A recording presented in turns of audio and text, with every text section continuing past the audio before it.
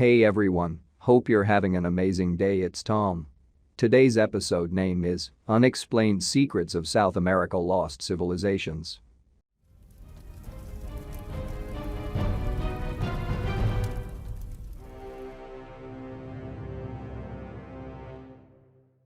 Ollantaytambo is an ancient temple and fortress and village in Peru, located at the northwest end of the Sacred Valley of the Incas. It is located about 95 kilometers north of Cuzco and is home to some of the best preserved Inca ruins in Peru. During the Spanish conquest in Peru, Manco Inca Yupanqui, the leader of the Inca resistance, used it as a fortress. It is characterized by the fact that it is the only place in Peru where the Inca repulsed the Spanish army in 1536. Above the cobbled streets of the city rises a large fortress also known as Temple Hill. These huge stones are still adorned with ancient symbols reminiscent of relief. The complex also has a step terrace and an area known as the Princess Spa, where a festive bathing took place. The ascent of 200 steps to the top shows a detailed view of the remains of several fountains and temples. Locals in the area also like to point to a face carved into a cliff above the valley.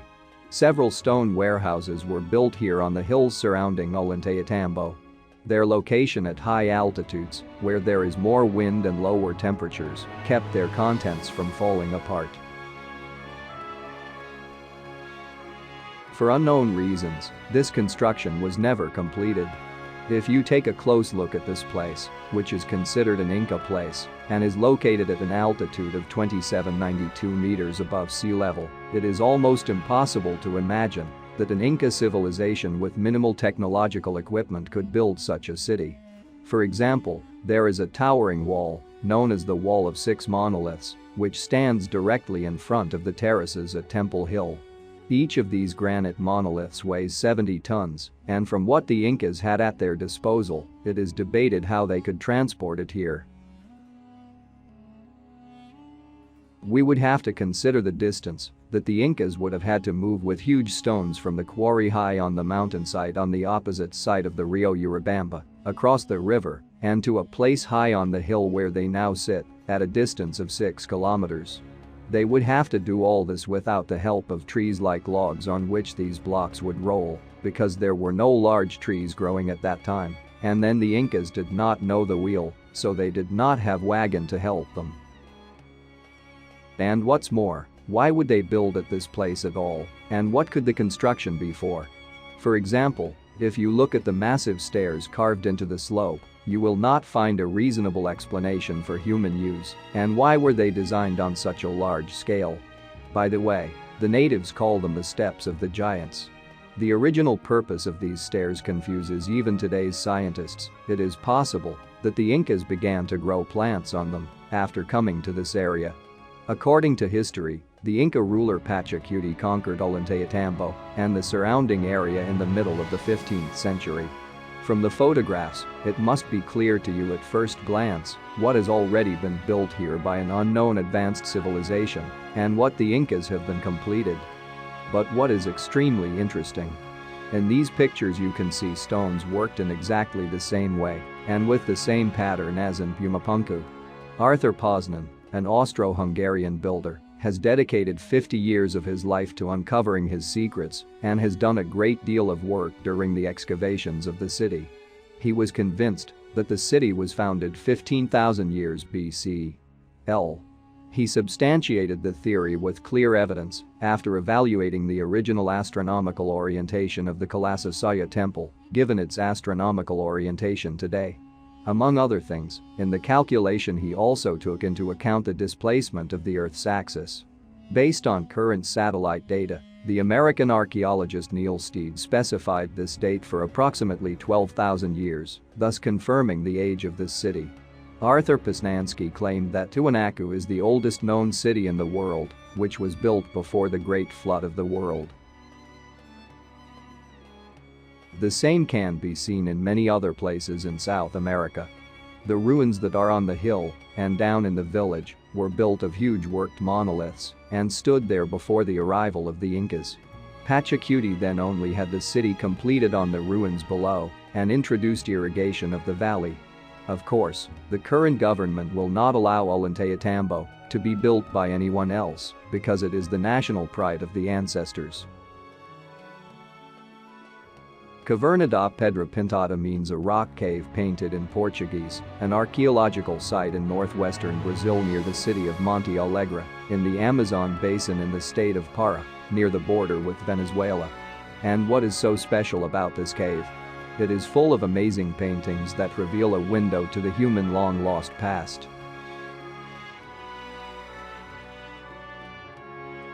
This is one of the reasons why ancient art, cave paintings and carvings in the modern world are so fascinating to us.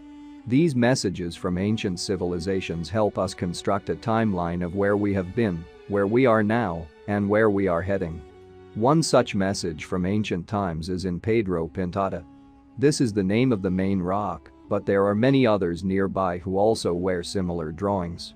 Inside, the Pedra Pintada cave is about the size of a small house, about 3 meters high and 6 meters long.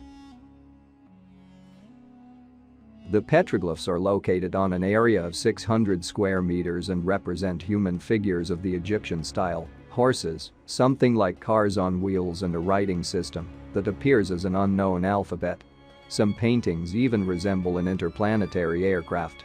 The images also show women giving birth, geometric patterns and handmade templates in brown, red and yellow. Because the rock is so old, it's hard to say exactly what the paintings mean, and there are several theories. In the archaeological world, it is believed that the paintings are predominantly artistic and religious in nature, while historians believe that this could be a harvest calendar indicating tidal fluctuations and the influence of the moon. Still others think that it is a depiction of the surrounding topography, mountains, rivers and trails, which could create something like a trade map. And many people also believe in pictures and carvings that they depict UFOs and extraterrestrial life. Archaeologists and historians have not yet been able to break the code of these petroglyphs and decipher it to make sense. Whatever these theories are, these archaeological finds are completely incompatible with the culture of the Indians found by settlers in the New World of the 16th century. This reinforces the theory that unknown peoples of antiquity reached the shores of Latin America long before the time of great sailors such as the Vikings or later Christopher Columbus. Personally, I like this finding very much because it forced scientists to rewrite textbooks because it challenged their previous beliefs about human settlement in South America. Excavations at the lowest level of the cave were dated by radiocarbon and thermoluminescence for at least 11,200 years. Lumps of raw pigment and drops of paint from cave paintings have been dated to perhaps even older periods. This cave evidence supports the theory that the Amazon basin was inhabited much earlier than previously thought. Early data on human presence in the cave show that humans did not migrate exclusively from North America to the Andes in South America, as some archaeologists had previously believed. The American archaeologist Anna C. Roosevelt, who is leading the excavations, said, "We found convincing evidence that this culture is completely different from the North American Paleo-Indian culture, but at the same time it existed more than 8,000 kilometers to the south." End of quote. Scientists thought that the Paleo-Indians, or also the Paleo-Americans, were the first nations to enter and subsequently inhabited North and South America during the end of the late Pleistocene Ice Age. The prefix paleo comes from the Greek adjective paleos, which means old or ancient.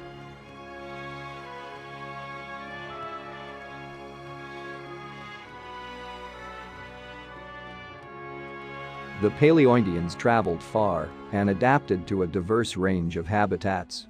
The existence of different cultures east of the Andes suggests that the North American hunters and collectors of the big games we know so far have not been the only ones to migrate to South America.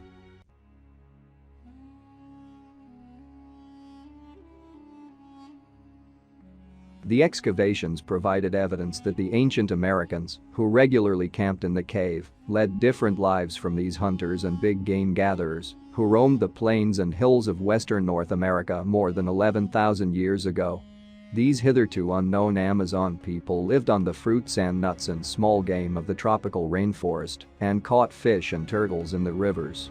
The lowest levels of the cave are charred wood, animal bones and stone tools, including spears, suggesting that they were the first inhabitants of the cave in a humid tropical environment. These ancient people used the cave for at least 1,200 years.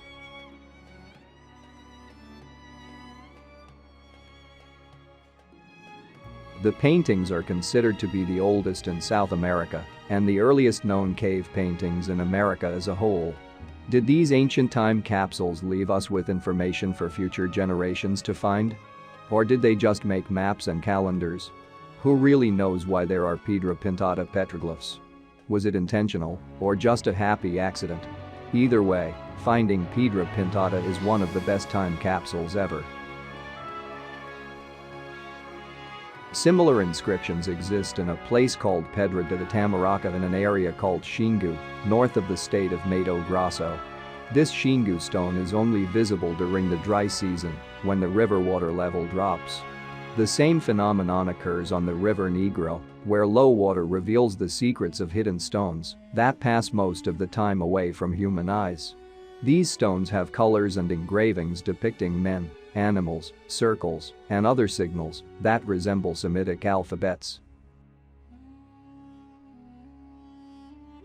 Who these extinct advanced civilizations were, and when and why they disappeared remains a mystery. It is strange that the disappearance of many really interesting civilizations around the world is suspiciously merging into the period 12,000 years ago. What really happened then? Probably a major worldwide catastrophe, perhaps the biblical flood that drowned the old world and with it most of the population. It is possible that the answers are still waiting for someone from the depths of the earth or the bottom of the ocean to come to light. Thanks for watching this video, and if you like it, please remember to give it thumbs up. Leave comment below, I'd love to read from you, and if you're not subscribed, click subscribe and also click the little bell icon so you'll immediately get notified of the next video that I publish. Thanks again for watching, and I will see you on the next video.